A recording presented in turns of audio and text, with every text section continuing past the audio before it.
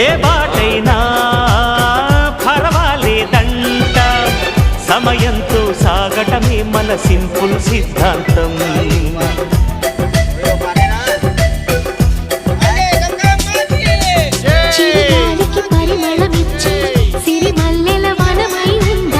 గగనాన్ని నేలను కలిపి హరివిల్లుల బంతెన అవుదా. ఆనందం అంటే అర్థం మనమంతా, ప్రతి పూట పాతై సాగే హుషారు సరిగమలో. ఎన్నో ఎన్నో రాగాలుండే సంగీతం కాదా, చల్లకి నవ్వుల కేరిందా.